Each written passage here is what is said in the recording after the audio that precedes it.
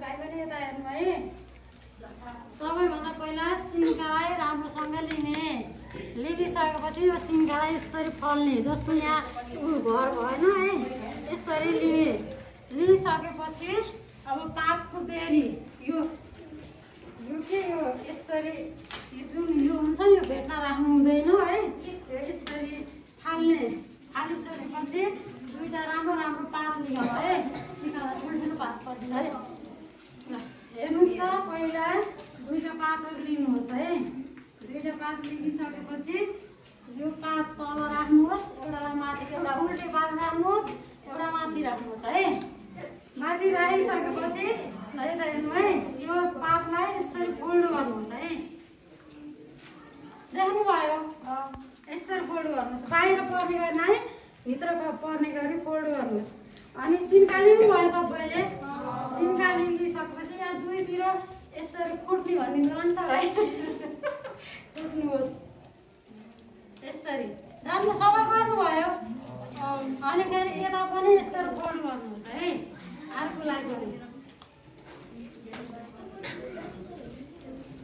यता पनि चारैतिर फोल्ड गर्ने।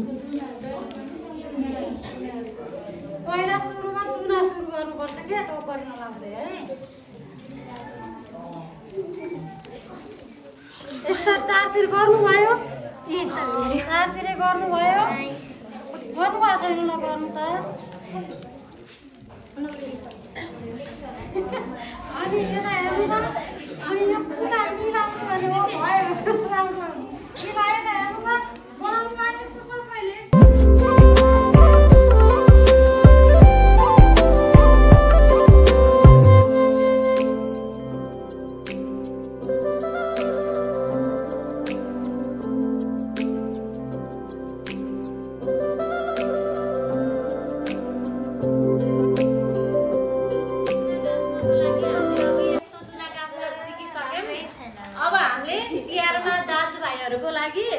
अनि यो एउटै पातबाट अनि एउटै पात यसरी दोबार्ने, यसरी। अनि त्यसपछि यसमा एउटा सिन्कोले अनि यसरी फुट्ने। त्यसपछि के गर्ने भन्दा यहाँ हेर है सबैजना, अनि यस्तो गरेर दोबार्ने। अघि हामीले गोलोवाला यस्तो दुना गाँच्नको लागि यस्तो गराउँथ्यौँ नि, त्यस्तै गरी यसरी पात दुईटा उसबाट खिचेर यस्तो गराउने। अनि त्यसपछि यहाँ पनि के गर्ने, सिन्काले अनि यहाँ पनि फुट्ने, यसरी फुट्ने। सबैले त्यस्तै सबै बनाए सजिलो हुन्छ कि यस्तो। अनि यता पनि फेरि त्यस्तै फोल्ड गरेर दुईतिर तिहारमा के को पातमा गाँसिन्छ अरे? सिउरीको पात।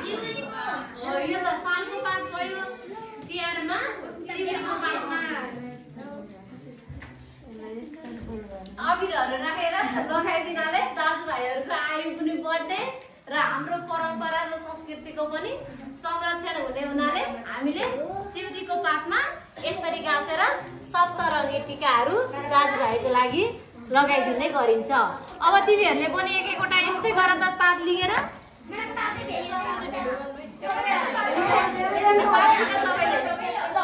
अब पातलाई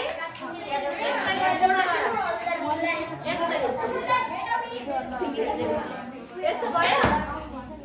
अब त्यसपछि यहाँ खुट्टा एक एकवटा सिन्का